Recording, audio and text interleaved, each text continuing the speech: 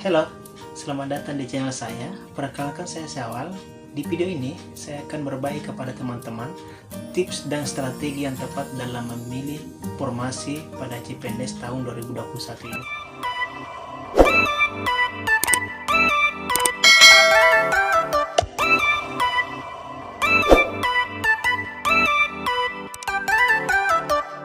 Oke, tips yang pertama, bulatkan niat untuk lolos.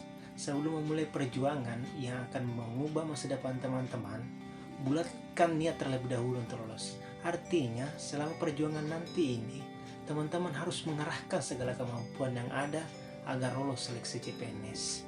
Jangan sampai teman-teman ikut seleksi ini hanya karena paksaan orang tua, paksaan pasangan atau paksaan orang lain, serta hanya ikut-ikutan melihat teman-teman yang mendaftar CPNS. Jikalau teman-teman memulai tanpa niat yang bulat, saya rasa hasil akhirnya bisa ditebak. Dan jikalau teman-teman memulainya tanpa niat yang bulat, saya rasa teman-teman tidak perlu ikut seleksi CPNS. Kenapa? Karena hanya akan membuang waktu, tenaga, ataupun biaya dari teman-teman. Olehnya itu, saya sangat menyarankan bulatkan niat terlebih dahulu. Tips yang kedua, jangan buru-buru atau cemas. Nah, ini banyak terjadi pada teman dan rekan kerjaku pada seleksi CPNS tahun sebelumnya. Mereka rata-rata pada cemas. Saya harus kemana? Saya harus bagaimana? Saya harus mempersiapkan apa? Bagaimana cara mendaftarnya? Dan saya tidak bisa mengoperasikan laptop atau komputer. Nah, bagi teman-teman yang ingin mendaftar seleksi tahun ini, saya sarankan untuk membuka portal pendaftarannya di laptop.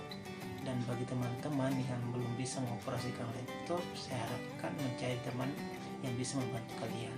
Dan untuk teman-teman yang sudah pandai mengoperasikan laptop, saya harap jangan terlalu buru-buru untuk memulai dan mengakhiri pendaftaran, karena biasanya pada tahap-tahap awal itu biasanya server down ataukah sistemnya belum sempurna. Tips yang ketiga, cari informasi yang akurat. Nah, teman-teman, jangan hanya mengandalkan informasi yang kita peroleh dari mulut ke mulut dari teman kita. Jadi sedari dini, jangan malas membaca. Kita harus mencari informasi yang akurat. Nah, teman-teman harus membaca Permimpang RB nomor 27 tahun 2021 tentang seleksi CPNS. Selain itu, teman-teman bisa membuka portal SSCSN karena di situ ada daftar pertanyaan yang biasa kita pertanyakan pada saat seleksi CPNS. Nah, selain itu teman-teman juga bisa membuka SPF atau simulasi pemilihan formasi di portal SSCSN karena di sana kita bisa melihat instansi yang membuka formasi yang sesuai dengan jurusan yang akan kita lakukan. Yang keempat, diskusikan bersama orang tua. Nah, saya sangat yakin dan percaya dengan melibatkan orang tua dalam memilih formasi, saya yakin akan ada nilai tambah dibandingkan dengan tanpa melibatkan orang tua. Nah, saya sarankan kepada teman-teman sebelum memilih formasi, diskusikan bersama orang tua Anda, karena apabila kita memulai dengan restu, saya kira hasil akhirnya jauh lebih baik. Nah, tips selanjutnya, pilih jenis formasi. Nah, teman-teman, di seleksi CPNS ini ada beberapa formasi yang teman-teman bisa pilih. Di antaranya, formasi lulusan terbaik atau cum laude yang bisa dipilih oleh pelamar yang akreditasi kampus dan prodinya terakreditasi A. Selanjutnya ada kementerian yang selain melaksanakan SKD dan SKB, biasanya juga ada TOEFL dan seleksi wawancara. Selanjutnya ada juga pemerintah daerah yang melaksanakan SKD dan SKB. Selain itu ada juga formasi disabilitas yang bisa diisi oleh penyandang cacat. Nah, teman-teman, saya lebih menyarankan jika ada formasi yang sesuai dengan jurusan teman-teman di pemerintah daerah, saya lebih menyarankan untuk memilih itu karena di pemerintah daerah hanya melaksanakan SKD dan SKB. Tips selanjutnya, pertimbangkan lokasi penempatan. Nah, teman-teman, sebelum memilih formasi perlu mempertimbangkan lokasi penempatan karena ada beberapa orang yang bersedia ditempatkan dimanapun di seluruh Indonesia dan ada juga yang tidak bersedia ditempatkan dimanapun, mungkin karena beberapa alasan, misalnya sudah berkeluarga ataukah ada orang tua yang masih perlu diurus. Olehnya itu, saya sangat menyarankan teman-teman untuk mempertimbangkan hal ini karena sesuai dengan aturan yang ada, nanti minimal 10 tahun baru bisa mengajukan pindah lokasi kerja. Tips selanjutnya, perhitungkan peluang lolos. Nah, teman-teman bisa memilih daerah pelosok yang diyakini oleh teman-teman bahwa di situ akan sedikit pelamar. Olehnya itu akan sedikit saingan dan peluang untuk lolos semakin besar. Teman-teman juga jangan bunuh diri dengan memilih lokasi yang membuka satu formasi sedangkan ada lokasi lain yang membuka 3 formasi. Dengan teman-teman memilih lokasi yang 3 formasi itu, peluang lolosnya akan semakin besar dibanding dengan lokasi yang hanya membuka satu formasi. Tips selanjutnya, cari tahu jadwal tes pada seleksi-seleksi tahun sebelumnya pada formasi yang teman-teman lamar. Apakah formasi yang teman-teman lamar biasanya melaksanakan tesnya di awal ataukah belakangan dari jadwal yang telah ditetapkan oleh BKN? Tujuannya apa?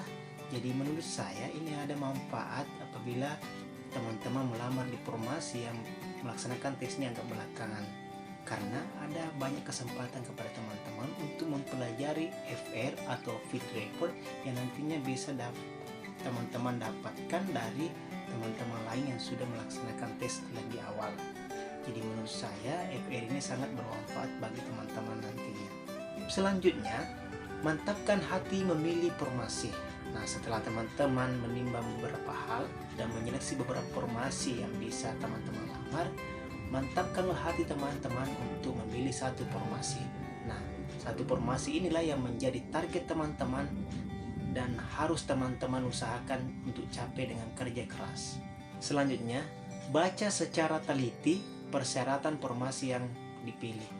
Jadi teman-teman setelah memilih formasi, teman-teman harus mencari informasi yang akurat tentang persyaratan apa saja yang teman-teman harus penuhi terhadap informasi yang telah teman-teman lamar. Jadi teman-teman bisa mencari surat edaran dari instansi yang membuka formasi tersebut untuk mengetahui syarat-syarat apa saja dan dokumen-dokumen apa saja yang perlu teman-teman persiapkan. Selanjutnya, cari dan bergabung ke dalam grup sosial media formasi yang dilamar. Nah, teman-teman, setelah kita memilih formasi, sebaiknya teman-teman mencari dan ikut bergabung ke dalam grup sosial media, apakah itu WhatsApp atau Telegram pada formasi yang teman-teman pilih. Karena di dalamnya nanti teman-teman bisa dapatkan informasi tentang pendaftaran per formasi itu. Dan biasanya di dalam ada admin yang merupakan perwakilan dari instansi yang membuka formasi tersebut yang dapat menjawab pertanyaan-pertanyaan dari pelamar. Tips selanjutnya, jangan terburu-buru untuk mengakhiri proses pendaftaran. Nah, sebaiknya teman-teman sebelum mengakhiri proses pendaftaran, periksa kembali secara teliti isian-isian yang teman-teman telah isi ataukah berkas-berkas yang teman telah unggah. Jangan sampai ada kesalahan yang membuat teman-teman tidak lulus berkas. Jadi periksa kembali secara teliti sebelum mengakhiri proses pendaftaran di portal SSCASN. Tips yang terakhir, siap untuk belajar giat. Kenapa saya katakan siap? Karena teman-teman setelah teman-teman mengklik mengakhiri proses pendaftaran, artinya teman-teman sudah membunyikan lonceng peperangan. Jadi teman-teman harus mengeluarkan segala kemampuan yang ada untuk menaklukkan tes CPNS ini. Jangan sampai perjuangan teman-teman hanya semangat di awal, namun setelah pendaftaran tidak ada semangat.